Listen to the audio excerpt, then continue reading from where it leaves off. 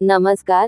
संतांची संतवाणी या चॅनलवर आपले स्वागत आहे. दररोज नवीन अभंगांचा भावार्थ जाणून घेण्यासाठी संतांची संतवाणी चॅनलला सबस्क्राईब करा, फॉलो करा, शेअर करा, लाईक करा आणि आपले संत साहित्य, आपली संस्कृती जास्तीत जास्त लोकांपर्यंत पोहोचवण्यासाठी मदत करा.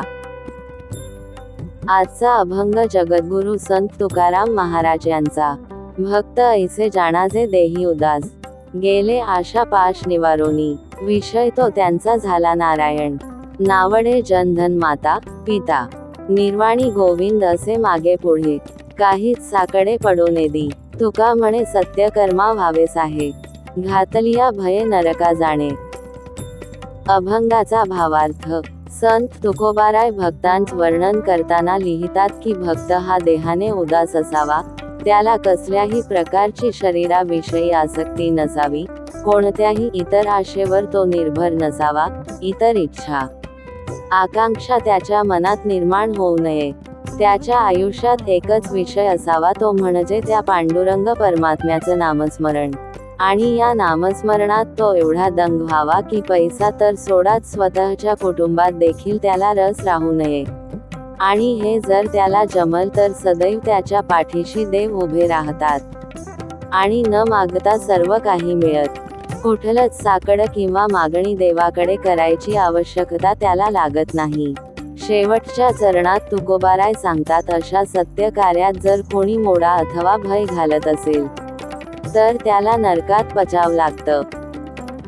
संत तुकाराम महाराज आपल्या या अभंगातून भक्तांची लक्षणं स्पष्ट करताना दिसतात. एका साधकाने जेव्हा महाराजांना विचारलं असेल की महाराज, भक्त नेमका कसा ओळखावा किंवा त्याची लक्षणं काय असतात, असा प्रश्न उभा केल्यावर बहुतेक त्यांनी हा अभंग लिहिला असावा. भक्त ऐसे जाणाजे देही उदास, गेले आशा पाश निवारोनी. तुकोबाराय प्रथम चरणात लिहितात की भक्त देहाने उदास असावा. नेमका उदास कसा, तर त्याला आपल्या देहाविषयी तिळमात्र सुद्धा आसक्ती नसावी. कारण देह जो आहे तो नाश पावणार आहे, तो कायम टिकणार नाही. हे सांगताना महाराज आपल्या एका अभंगात लिहितात, नाशिवंत देह जाणार सकळ, आयुष्य खातो काळ सावधान. हे शरीर नाश पावणार आहे. नको त्या आशा अपेक्षा यात गुरफटून न राहता त्यातून बाहेर पडायला हवं. या सर्व मोहमायेतून बाहेर पडता आलं की भक्तीचा मार्ग सापडतो आणि मग मानवी आयुष्य बदलत जातं. वाम मार्गाचे रस्ते बंद होऊन चांगल्या मार्गाने चालण्यास मदत होते आणि मग देवाच्या नामस्मरणाची गोडी लागून मन त्यात गुंतून जात आणि मग आयुष्यात एकच विषय राहतो, तो म्हणजे काय, तर ते अभंगाच्या दुसऱ्या चरणात. विषय तो त्यांचा झाला नारायण, नावडे जनधन माता पिता. उदाहरण द्यायचं झालं तर भक्त प्रल्हादास देता येईल. त्यांनाही ईश्वराच्या नामस्मरणाशिवाय दुसरं काहीच आवडत नव्हतं. त्यांना अनेक संकटांना सामोरे जावं लागलं तरीही ते डगमगले नाही. त्यांच्या वडिलांकडे एवढं राजवैभव असताना देखील त्यांना आई, वडील, धन, दौलत यात रस राहिला नव्हता. म्हणूनच त्यांना भक्त ही उपाधी दिली जाते. अगदी तशाच पद्धतीने भक्ती करणारा प्रत्येक जण भक्त असतो, असं तुकोबाराय सांगतात. ही अशी भक्ती ईश्वराला देखील प्रिय असते आणि अशा निस्वार्थी भक्ताच्या कोणत्याही कार्यात तो देव अडथळा येऊ देत नाही. त्याच्यावर ईश्वराची नित्य कृपा राहते.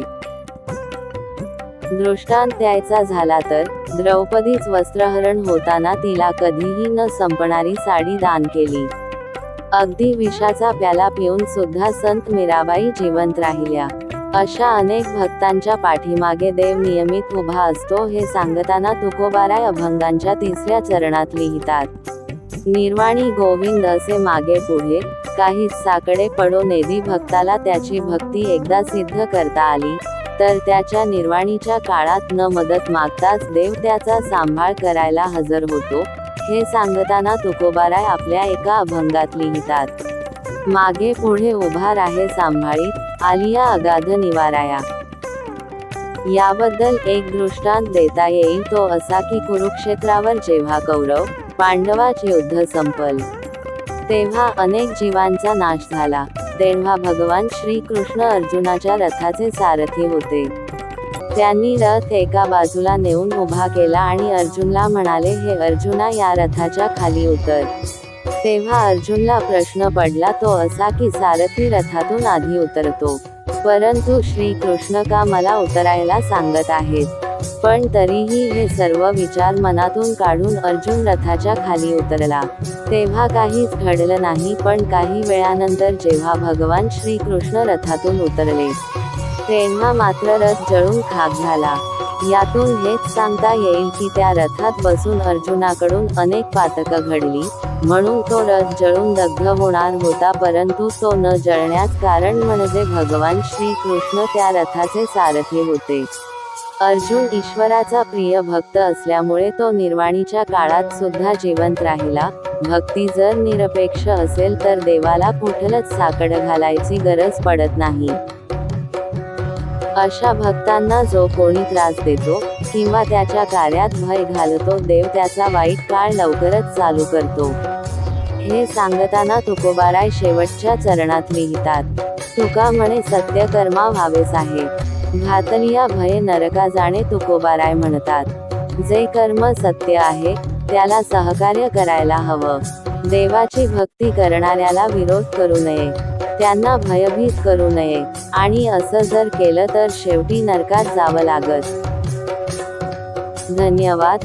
पुन्हा भेटू नवीन संत साहित्य व त्याचा भावार्थ घेऊन नवीन व्हिडिओत. बोला पुंडलिक वरदा हरी विठ्ठल. श्री ज्ञानदेव तुकाराम पंढरीनाथ महाराज की जय. राम कृष्ण हरी.